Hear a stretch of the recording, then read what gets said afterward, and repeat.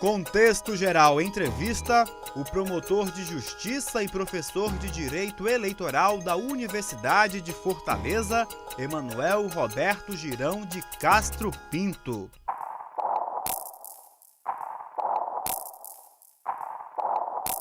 Meu nome é Emanuel Girão, eu estou no Ministério Público do Estado do Ceará há praticamente 20 anos.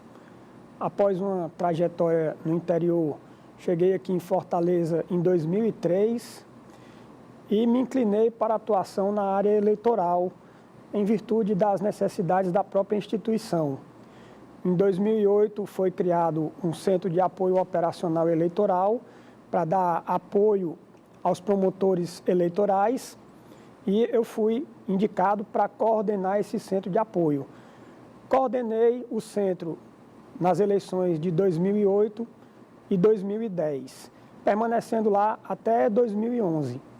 Em 2012, fui indicado para auxiliar o Procurador Regional Eleitoral, o Dr. Márcio Torres, nas eleições municipais de 2012, servindo para fazer aí uma ligação entre o Procurador Regional Eleitoral, que é do Ministério Público Federal, e o Ministério Público Estadual, de onde vêm os promotores eleitorais, tanto de Fortaleza quanto da capital. Somando-se a isso a minha experiência como promotor eleitoral no interior, posso afirmar que há mais de 20 anos trabalho no âmbito do direito eleitoral e, além disso, sou professor da Universidade de Fortaleza, tanto da disciplina Direito Eleitoral da graduação, como da disciplina Direito e Processos Eleitorais na Constituição de 88. Então, essa é a minha experiência no direito eleitoral, né, que, de certa forma, me habilita para tratar dessas recentes alterações que ocorreram na legislação eleitoral.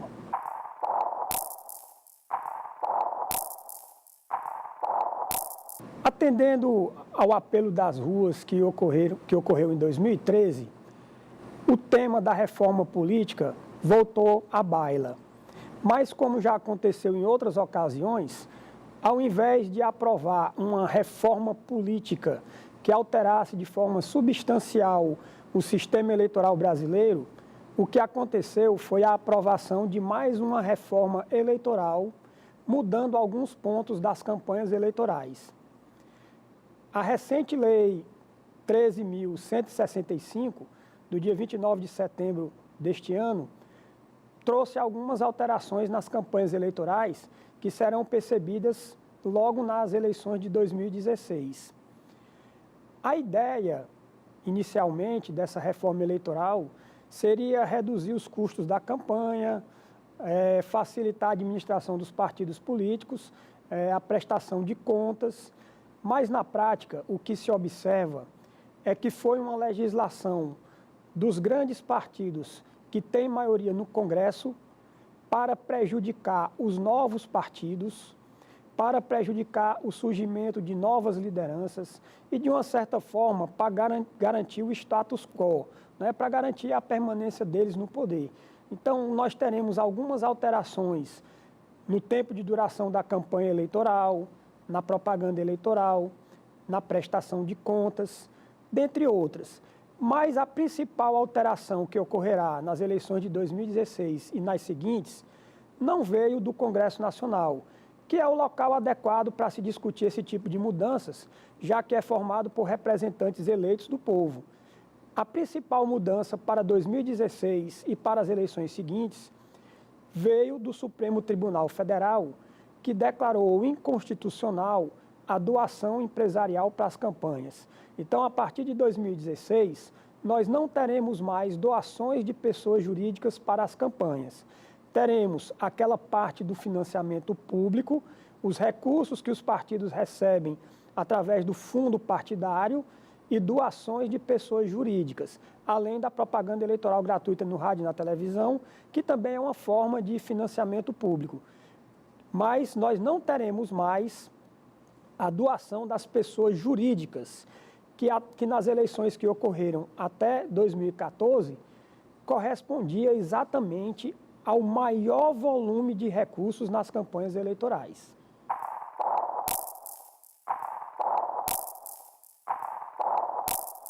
Um juiz do Maranhão, chamado Marlon Reis, um dos idealizadores da Lei da Ficha Limpa e autor de um livro chamado O Nobre Deputado, ele menciona neste livro que não existe doação eleitoral de empresa. O que existe é um investimento. Já foram realizadas pesquisas que mostraram que para cada real investido numa campanha eleitoral, a empresa tem um retorno aproximado de 8 vezes o valor investido.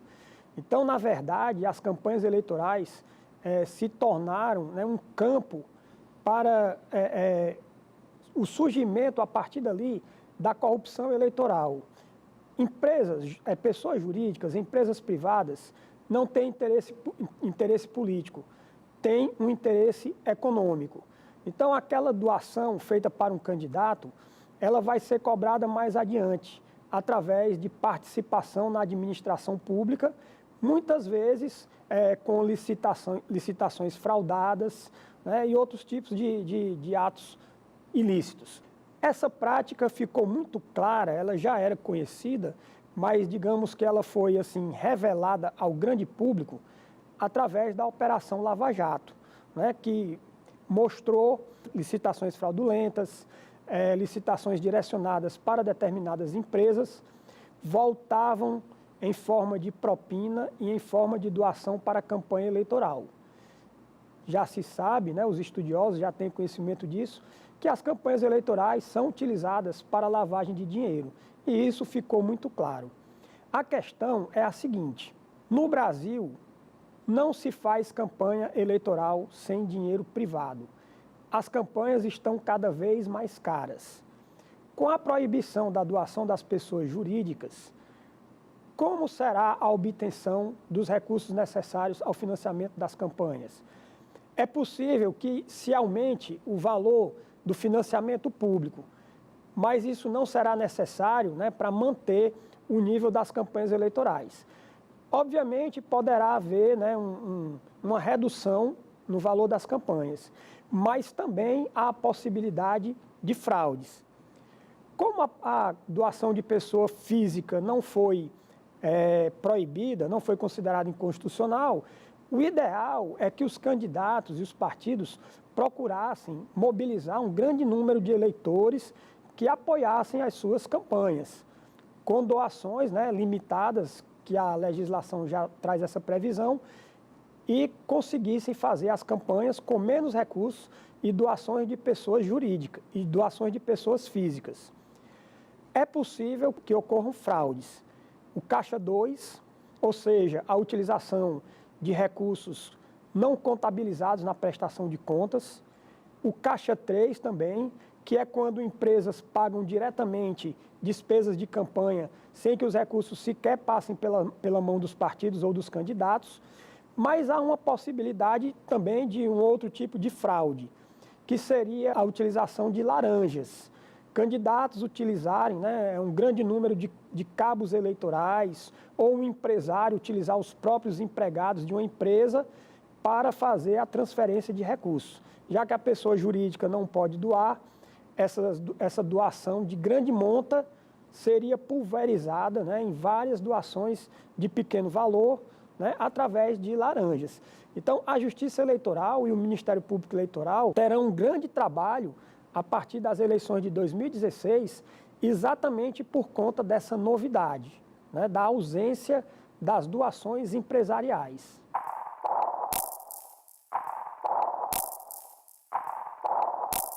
Na hipótese de um candidato ou um empresário, ou eles em conjunto, utilizarem várias pessoas para efetuarem doações de pequena monta, dentro do que a legislação permite, doação de pessoas físicas, isso pode caracterizar abuso de poder econômico, como também pode caracterizar irregularidade na captação de recursos de campanha. Nas duas hipóteses, pode haver a cassação do registro ou a cassação do diploma do candidato beneficiado com essa prática. Vai dar um grande trabalho para o Ministério Público investigar isso, porque terá que ser feito um rastreamento dos recursos. aqueles recursos que aparentemente chegaram às campanhas eleitorais através de doações de pessoas físicas, é preciso fazer o caminho inverso do dinheiro e verificar se o recurso era do doador ou se esse recurso foi transferido com esse objetivo específico, né, de burlar a legislação que não mais permite a doação empresarial. Vai ser uma fiscalização difícil, né? Vai ser trabalhosa e o Ministério Público vai ter que se desdobrar, né, para garantir a lisura das eleições.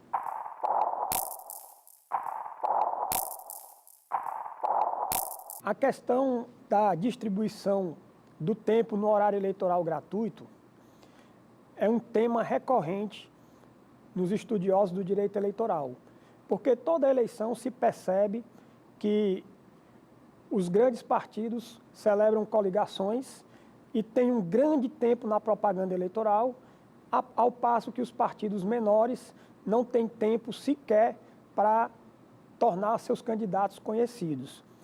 Essa era uma das bandeiras da reforma eleitoral, mas a lei que foi aprovada não trouxe grandes novidades em relação a isso. O que foi que a lei nova fez? Reduziu drasticamente o tempo das campanhas e o tempo do horário eleitoral gratuito. As campanhas eleitorais, que duravam cerca de 90 dias, vão passar a durar somente a metade, 45 dias, 47 dias.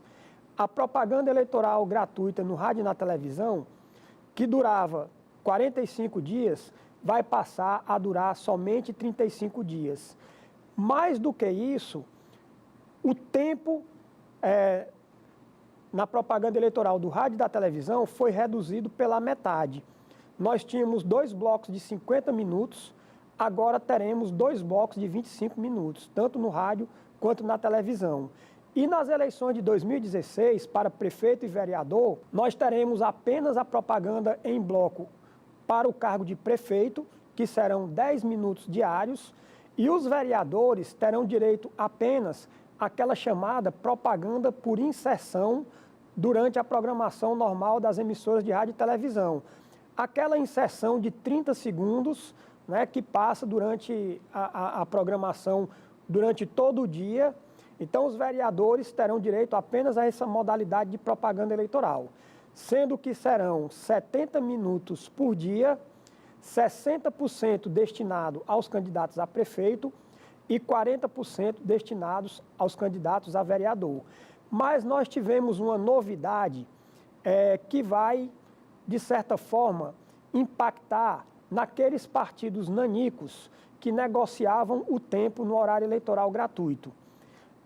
A nova lei, a Lei 13.165, ela estabeleceu que, havendo coligação majoritária, somente serão considerados, para fins de tempo na propaganda eleitoral gratuita, o número de deputados federais dos 6 maiores partidos. Então, vejam, uma coligação de 10, 13 partidos, como já aconteceu, né, só vai levar em conta os deputados federais dos 6 maiores partidos. Então, não vai ser mais interessante, né, incluir partidos nanicos apenas com o objetivo de aumentar o tempo no horário eleitoral gratuito. Agora, como houve uma redução geral no tempo, né, então não vai haver assim, a possibilidade de grande exposição dos candidatos no horário eleitoral gratuito.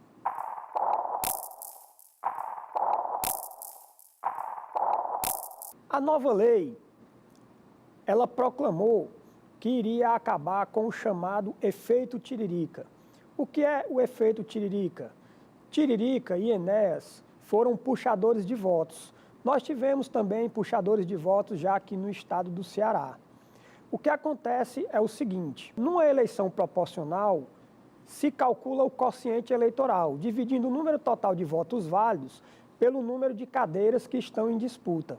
O quociente eleitoral, ele determina o número de votos necessário para que um partido eleja um parlamentar. Então, vamos pegar o caso do Tiririca. O Tiririca teve 1.300.000 votos. Lá em São Paulo, o quociente eleitoral foi 300 e poucos mil votos. Então, o Tiririca, além de garantir a sua vaga, já que ele ultrapassou os 300.000 votos, ele garantiu a vaga de mais 3 outros deputados federais. Ou seja, aqueles votos que excederam os 300 mil na conta do Tiririca foram transferidos para outros candidatos. A nova lei, ela não proibiu essa transferência. Ela apenas criou uma regra, que alguns autores estão chamando de subquociente eleitoral. Não sei se é um nome adequado, mas alguns autores estão utilizando essa nomenclatura. Então, o que acontece é o seguinte: o puxador de votos só vai poder transferir votos para um candidato do seu partido ou da sua coligação se aquele candidato tiver tido, no mínimo, 10% de votos correspondente ao quociente eleitoral. Então, vamos voltar ao exemplo do Tiririca. O quociente eleitoral em São Paulo foi, vamos arredondar, 300 mil votos. O Tiririca teve 1.300.000, então ele teve uma sobra de 1 milhão de votos. Esses votos só podem ser transferidos para os candidatos que tiveram, no mínimo, 30 mil votos, ou seja, 10% do quociente eleitoral.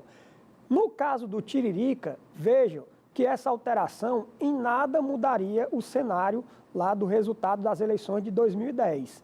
O Tiririca, ele transferiu votos, para um candidato chamado Vanderlei Sirac, delegado Protógenes e outros. Todos esses candidatos tiveram na casa de 90 mil votos, ou seja, nenhum teve abaixo de 30 mil votos. Então, para esses, nenhum efeito vai ter essa alteração. No caso do Enéas, não. O Enéas, que teve uma votação que superou em mais de 5 vezes o quociente eleitoral, ele transferiu votos para candidatos que chegaram a ser eleitos com 200 votos. Então, 200 votos para conseguir uma cadeira de deputado federal no estado mais populoso da federação, que é São Paulo, realmente é uma coisa totalmente inaceitável. Então, no caso do Enéas, a lei produziria efeitos. No caso do Tiririca, não, porque ele transferiu votos para candidatos que tinham uma votação superior a 10% do quociente eleitoral.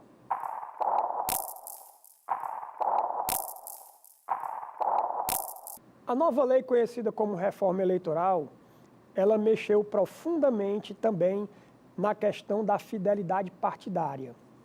Na verdade, o Congresso Nacional nunca se preocupou em legislar sobre fidelidade partidária. A regulamentação veio através de uma resolução do TSE, do Tribunal Superior Eleitoral, a resolução 22.610. Acontece que a fidelidade partidária ela já foi muito enfraquecida. E com essa nova lei, nós podemos dizer que praticamente ela vai se acabar. E eu vou explicar por quê. A resolução do TSE, ela previa que perderia o mandato aquele candidato que tivesse sido eleito por um partido e se desfiliasse desse partido sem justa causa. Essa regra valia para candidatos majoritários, prefeito, governador, presidente da República, senadores e também para os candidatos proporcionais, vereador, deputado estadual e deputado federal. Acontece que o Supremo Tribunal Federal já havia declarado a inconstitucionalidade parcial dessa resolução do TSE, dizendo que ela não se aplicava para os cargos majoritários, ou seja, prefeitos, governadores, senadores e o presidente da República podem mudar de partido sem correr o risco de perderem o mandato.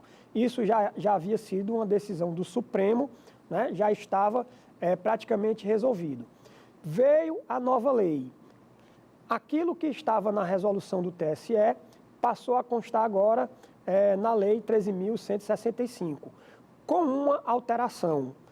Agora, só se considera justa causa para perda do mandato, ou melhor, para evitar a perda do mandato, se o partido se desviar do programa, se o candidato sofrer uma grave discriminação dentro do partido.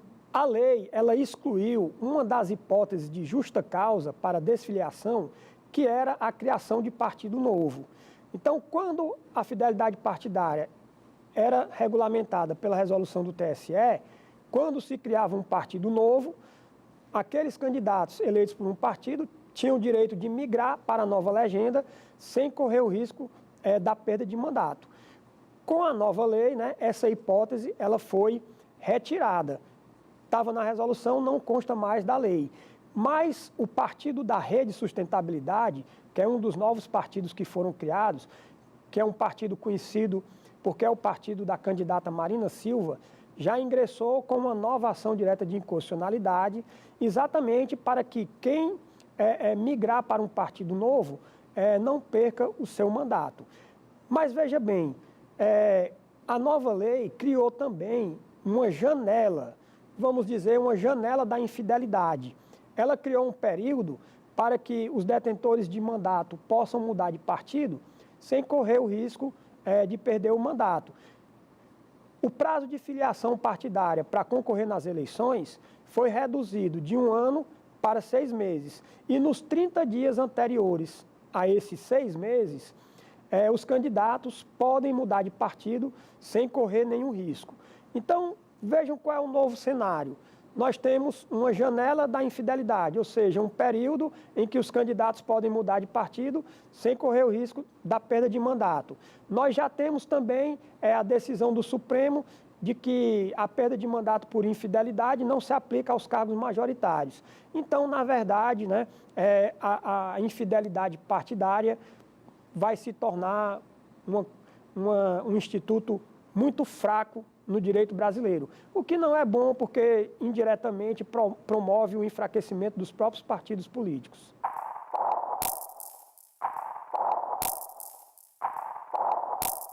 Essa legislação, ela não foi muito interessante para os pequenos partidos e nem para aqueles grupos que desejam criar novos partidos. Então, ela contemplou uma série de dispositivos que prejudicam os pequenos partidos. Então, por exemplo, foi ao ar uma propaganda partidária do PSTU e, ao final do programa, o presidente do partido se despediu dizendo que talvez aquele fosse o último programa do PSTU. Por quê? Porque agora só terá direito à propaganda partidária o partido que tenha pelo menos um deputado federal. Se não tiver, não terá direito à propaganda partidária. Além disso, né, o tempo da propaganda partidária vai variar de acordo com o número de deputados federais. Será maior para os partidos que tenham mais de 9 deputados federais. Se eu não me engano, apenas 10 dos 35 partidos aqui do Brasil possuem mais de 9 deputados federais. Então, também vai reduzir o acesso dos pequenos partidos à propaganda partidária. E há vários outros dispositivos na lei que acabam prejudicando os pequenos partidos. Por exemplo, existe a previsão de que, no caso de criação de um novo partido, esse partido não poderá utilizar os deputados federais que para ele migraram para fins de tempo no horário eleitoral gratuito. Então, isso aí é um prejuízo efetivo, né, para os novos partidos. E a legislação ela está repleta de dispositivos visando prejudicar os pequenos partidos. É provável, por causa disso, que haja vários questionamentos sobre a constitucionalidade dessa lei, porque a Constituição brasileira estabelece que um dos fundamentos, né, da nossa República Federativa é o pluralismo político, né, que tem como consequência a coexistência do pluripartidarismo. E se você adota uma legislação que tem por objetivo dificultar a vida dos partidos pequenos, pode ser que o Supremo considere essa legislação inconstitucional, como já aconteceu em casos passados.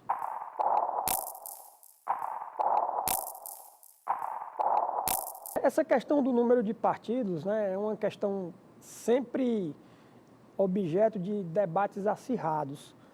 O grande problema não é o número de partidos, é a qualidade dos partidos. No Brasil, são poucos os partidos ideológicos. O eleitor ele não consegue identificar o que é que o partido defende, quais são as ideias, as propostas, a plataforma política de um partido. Então acaba, né, que todos os partidos ficam igualados. E como há uma vantagem, como há acesso a recursos públicos do fundo partidário e outras vantagens para os partidos políticos, acaba havendo essa corrida, né, para a criação de novos partidos, a ponto do Brasil já contar, né, com 35 partidos, sendo que a maioria dos eleitores talvez conheça no máximo 4 ou 5 partidos, né, que são os mais tradicionais, né? Então, realmente é uma questão complexa, porque você deve permitir, né, a representação das minorias, o pluripartidarismo, através de partidos que têm uma representação mínima. Mas, por outro lado, há um desvirtuamento e uma criação de um grande número de partidos com outras finalidades não muito republicanas.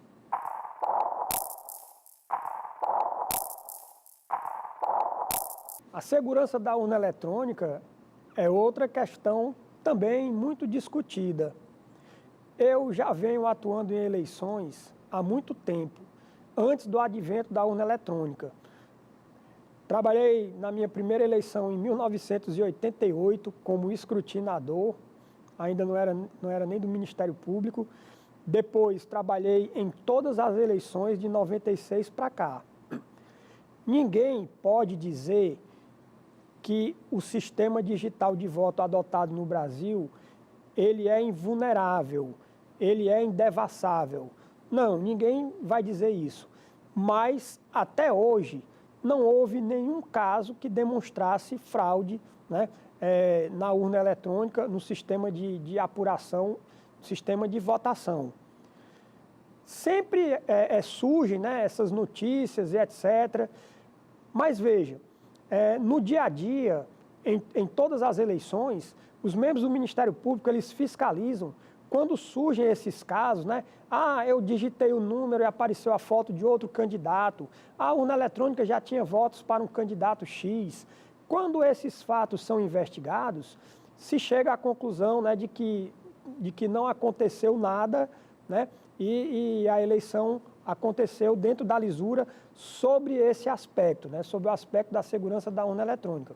A urna eletrônica, ela dispõe de vários dispositivos, né?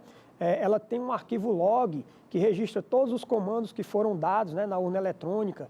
É feito o sistema de votação paralela. Urnas eletrônicas são retiradas no momento do início da votação para sofrerem um processo de auditoria, né? E elas são escolhidas de forma aleatória.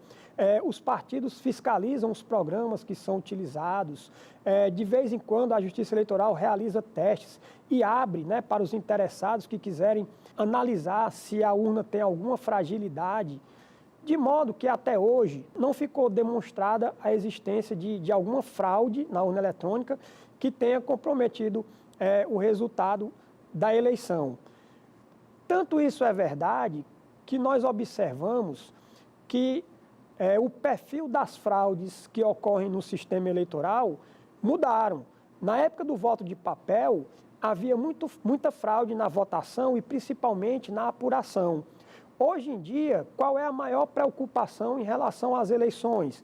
É com a compra de voto, com o abuso do poder econômico. Ou seja, o ilícito foi direcionado para macular a vontade do eleitor e não o processo de votação e apuração.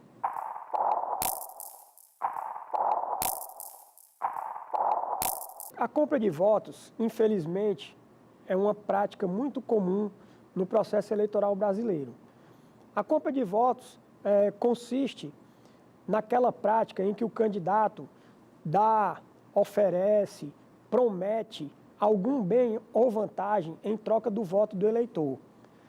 Nós já vimos aí uma grande quantidade de práticas, né, que configuram compra de votos. Doação de cestas básicas, material de construção, roupa, bolsa de estudo, dentadura, caixa d'água, promessa de emprego e uma infinidade, né, de outras vantagens ou bens que são oferecidos ou doados ao eleitor em troca do voto.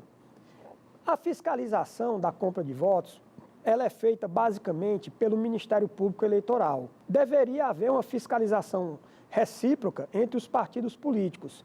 Mas a verdade é que os partidos políticos, na época eleitoral, estão mais preocupados em sair vitoriosos da eleição do que em fiscalizar os adversários. Quem realmente fiscaliza é o Ministério Público Eleitoral, com o apoio da Polícia Federal, que é a Polícia Judiciária Eleitoral, também da Polícia Civil, e faz um trabalho, né, de buscar coibir aquela prática, né, que acontece já desde o início da campanha e que se torna mais efetiva no dia da eleição e principalmente na véspera.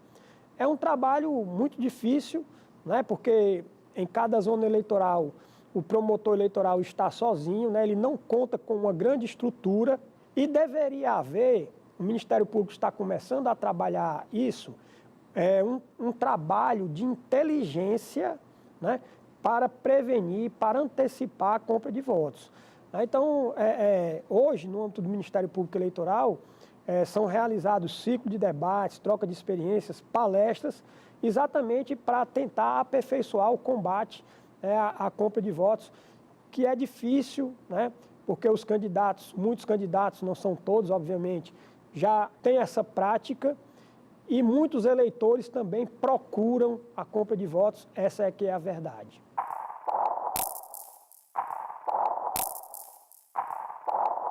Um dos problemas das ações que são ajuizadas para combater e punir quem se beneficia da compra de votos é exatamente no tocante à obtenção da prova. A Justiça Eleitoral, né, ela tem sido muito exigente em relação a essa prova, principalmente considerando como prova ilícita certas provas. Por exemplo, se você realiza uma gravação ambiental sem a autorização das pessoas que estão ali presentes, né, já houve caso do Tribunal Superior Eleitoral considerar essa prova ilícita, né? Se for em um local público, não, mas se for em um local privado, aí o TSE considera essa prova ilícita.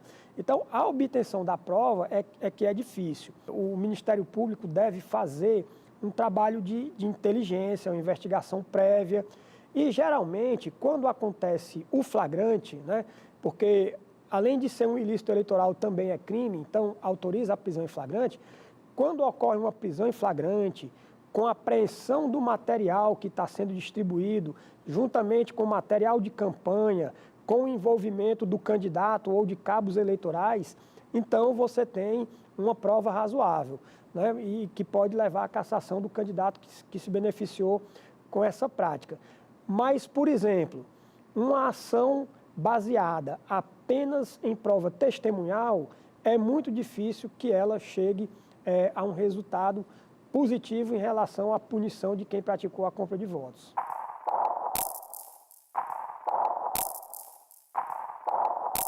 Analisando detidamente a Lei 13.165, não a considero como positiva. Na verdade, ela trouxe mais aspectos negativos do que positivos. Como eu já falei, né, vai prejudicar os partidos políticos pequenos, vai reduzir o tempo da campanha eleitoral.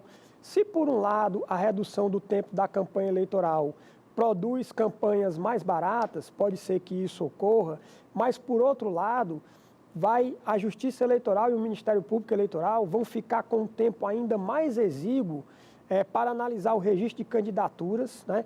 Imagine aí 1.000 candidatos a vereador aqui em Fortaleza, ter que analisar todos esses registros num prazo exíguo, né, de 40 dias, de 35 dias, vai complicar, né, a atuação da Justiça Eleitoral, do Ministério Público Eleitoral. A lei, ela também alterou alguns pontos da propaganda eleitoral, mas pode ser que não tenha o efeito desejado.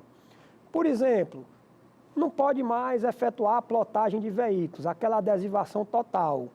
Mas o veículo ele pode colocar vários adesivos de 40 por 50, né? Então você não vai ter um grande adesivo, mas você vai ter vários adesivos pequenos. Nós não vamos ter pintura de muro. A pintura de muro não é mais permitida. mas a lei permite que nos muros particulares sejam colocados cartazes de papel ou de adesivo. O objetivo de evitar a pintura de muro certamente foi o de evitar a poluição visual, né? Porque a cidade fica repleta de propaganda de muros pintados e fica aquilo ali muito feio. Ora, mas se você trocar pinturas que tinham o limite de 4 metros quadrados por cartazes de meio metro quadrado, como a lei não falou nada se é possível colocar vários cartazes em um mesmo muro, o que é que vai acontecer?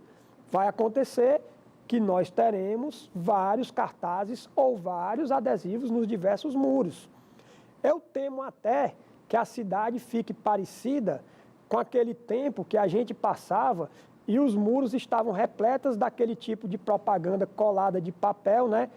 Irmã fulana traz a pessoa amada, né? Então, ao invés de irmã fulana traz a pessoa amada, nós teremos diversos cartazes com propaganda eleitoral nos muros particulares. Então, eu não considero que as mudanças tenham sido positivas, porque não houve um aperfeiçoamento no combate à corrupção eleitoral, não foram dados novos mecanismos para os órgãos que realizam o controle da lisura das eleições, o sistema proporcional não foi alterado de forma substancial, né? Houve apenas uma pequena alteração pontual nessa parte aí da transferência de votos.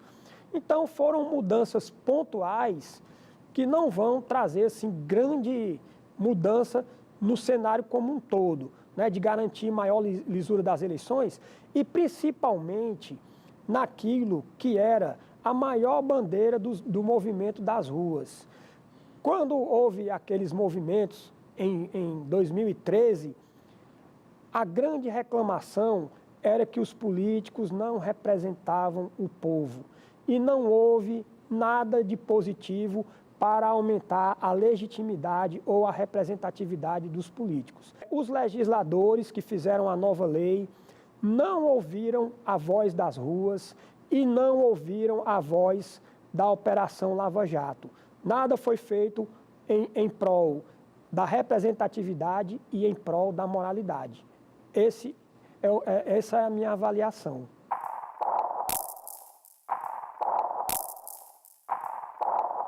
A realidade é que nós enfrentamos um grande número de casos de corrupção em todas as searas. No âmbito do Ministério Público, né, nós observamos isso, basta ver aí a quantidade de prefeitos, de políticos, né, que estão respondendo a processo. Esses processos são muito demorados, muitas vezes essa demora redunda em prescrição, muitas vezes o Ministério Público e o Judiciário não dispõem dos instrumentos necessários, né, para um combate efetivo da corrupção.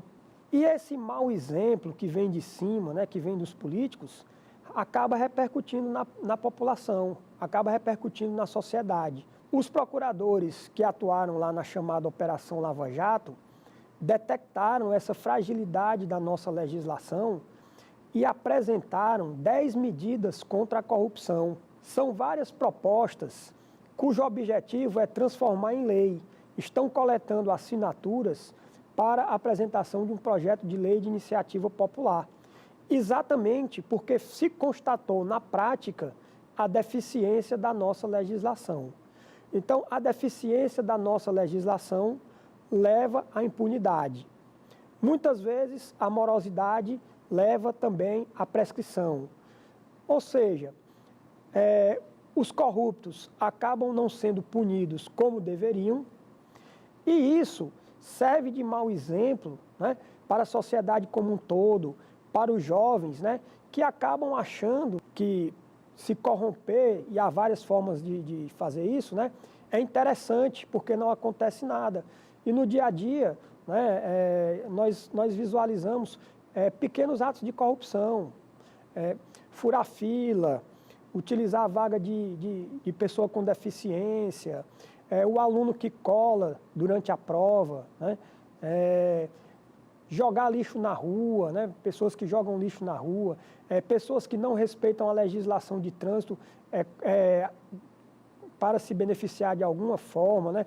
Recentemente eu vi imagens, né, de um veículo transitando por cima da ciclofaixa para poder ultrapassar, né, os outros veículos. Então, tudo isso é por conta, né, dessa sensação de impunidade e desse sentimento, né, desse sentimento de impunidade e desse mau exemplo que vem de cima, né? O procurador-chefe lá da Operação Lava Jato, ele disse, né, que o Brasil é o país mais propício à corrupção de colarinho branco, porque é muito difícil, é muito trabalhoso, né, conseguir uma punição para esses criminosos, né, que hoje em dia estão atuando de forma cada vez mais organizada.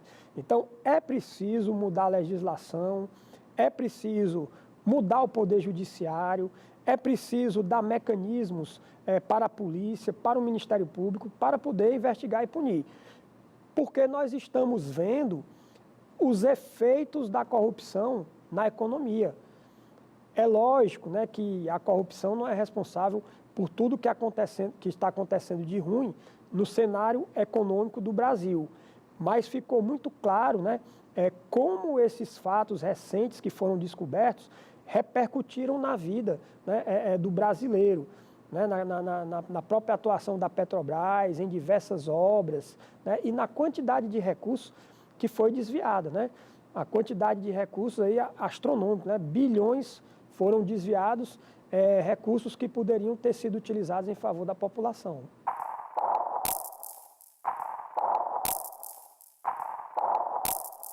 Eu acho que a Operação Lava Jato ela tem grandes méritos e pode trazer benefícios para o Brasil.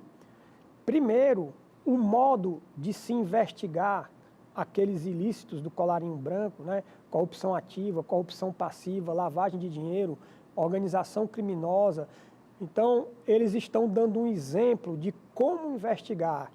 E essa forma de investigar, né, dos procuradores, em conjunto com a Polícia Federal e com o apoio do Poder Judiciário, isso pode servir de exemplo, né, para que outras operações sejam deflagradas e tragam resultados positivos.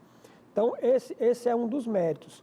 Outro mérito, né, é que ela pode servir para abrir os olhos da população, né? Mas se a população não responder, se a população não passar a cobrar os seus políticos, a exigir políticos honestos, a exigir que haja uma mudança, né, na filosofia de trabalho, isso pode não chegar a lugar nenhum.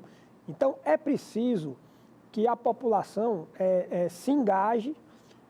Essa campanha das 10 medidas contra a corrupção é um bom exemplo. A população, a exemplo do que fez com a lei da ficha limpa, poderia se engajar, poderia exigir empenho, né, dos seus parlamentares para tentar mudar esse cenário que já envergonha os brasileiros há tanto tempo, né? Eu acho que se o Brasil quer ocupar um cenário de destaque no mundo, tem que mudar a forma de fazer política e a forma de combater a corrupção.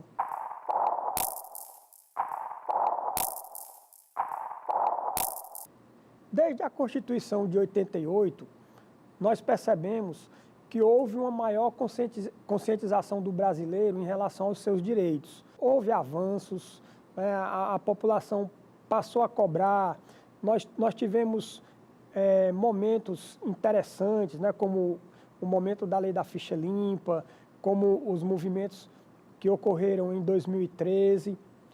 Mas a realidade, ela muda de forma lenta. Quando você está nas capitais, você percebe, né, que a população é mais consciente, a população cobra.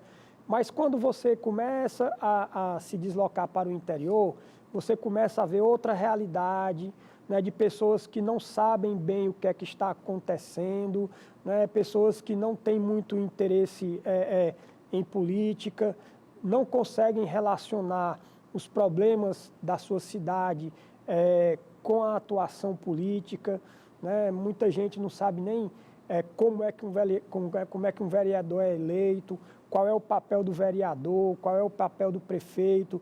Então, o Brasil tem que evoluir muito, principalmente nessa questão da cidadania e da participação política, né? As pessoas precisam acordar, né, para saber as consequências de votar errado. Infelizmente, as pessoas só começam a ter uma noção de que alguma coisa está errado quando a crise chega na barriga, quando a crise chega no bolso, quando começa a faltar comida, né, as coisas muito caras, etc., quando falta o emprego, quando falta o dinheiro, e aí as pessoas começam a tentar que alguma coisa está errada, mas muitas vezes não sabem, né, não conseguem detectar a causa para essa crise.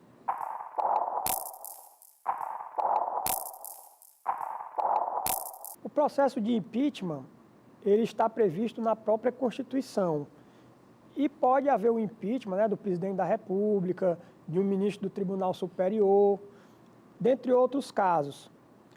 Se ele é um mecanismo previsto constitucionalmente, ele não pode ser considerado golpe. E ele já foi utilizado em outras ocasiões, né, como a mais recente, a cassação, né, o impeachment do presidente Collor.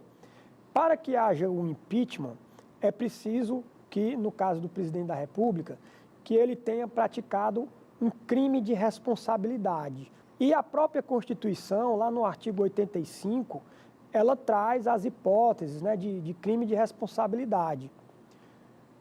No cenário atual, e geralmente isso ocorre, né, nos processos de impeachment, o que acontece é que se analisa a existência de um crime de responsabilidade, mas esse crime de responsabilidade, ele será julgado em uma casa legislativa. Então, o julgamento do impeachment, ele é muito mais político do que jurídico. Existe base jurídica hoje para um processo de impeachment? A maioria dos juristas acredita que sim, principalmente depois do julgamento do Tribunal de Contas da União em relação às contas da Presidente da República, né? Que, na verdade, não foi o julgamento, né? O Tribunal de Contas da União emitiu um parecer prévio reconhecendo irregularidades na prestação de contas de 2014 por conta das chamadas pedaladas fiscais. Lá na Constituição, há a previsão de que descumprir, né, a violação à lei orçamentária é uma das hipóteses de crime de responsabilidade. Então, base jurídica existe, mas o processo de impeachment, ele depende, né, de um cenário político, e aí nós sabemos que existem muitos interesses envolvidos, né, inclusive interesses fisiológicos, né, de parlamentares, de partidos políticos, que às vezes pode fazer com que o processo sequer chegue a ser apresentado ou tenha prosseguimento, né? Então, essa que é a questão do impeachment. Base jurídica, teoricamente, sim. Base política já é uma outra questão.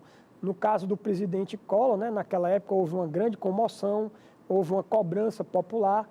Então, isso fez com que se criasse o cenário político para que fosse julgado aquele processo de impeachment. No momento, principalmente aí por conta do que aconteceu com o presidente da Câmara, né, parece que as peças começaram a mudar. É muito difícil dizer se houvesse um impeachment, se seria positivo ou negativo para o país. Até porque, havendo a cassação do mandato da Presidente da República, assumiria o vice e praticamente o mesmo grupo político se manteria no poder, né? Haveria aí uma pequena diferença, mas rapidamente se faria um governo de coalizão, talvez até conseguindo o que o atual governo não está conseguindo, né, de reunir determinadas forças, mas não acredito que houvesse grandes mudanças, né? Então, é difícil prever se o julgamento de um impeachment, se traria benefícios ou não na seara política. O problema é que a crise econômica ela está tão séria, ela está se agravando tanto, que estão querendo utilizar o impeachment como se fosse um outro instituto, que é o chamado recall, a revogação de mandato, né? Então, quando o eleitor elege um determinado candidato, esse candidato não cumpre as promessas, o eleitor fica insatisfeito, em alguns países há a possibilidade da revogação do mandato, né? Mas aí o impeachment é diferente, o impeachment exige a prática de crime de responsabilidade. Então, a verdade, o que está acontecendo é que a crise econômica e esses escândalos que estão surgindo, né, estão fomentando esse debate sobre o impeachment.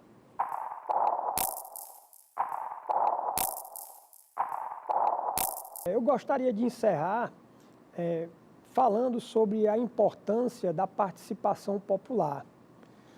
Todo governo, quando começa, fala que vai fazer reformas, principalmente a reforma política, que vai mudar o sistema de representação, né, dentre outras reformas.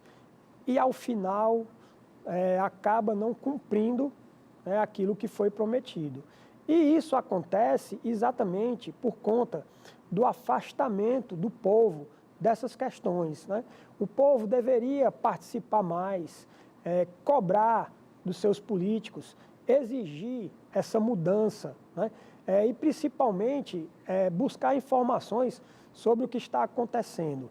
Se nós não tivermos uma participação social, uma participação popular efetiva, o Brasil vai demorar muito para se tornar um país melhor.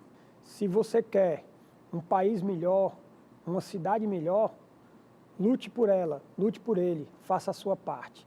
Se você não fizer a sua parte, eles não farão a deles.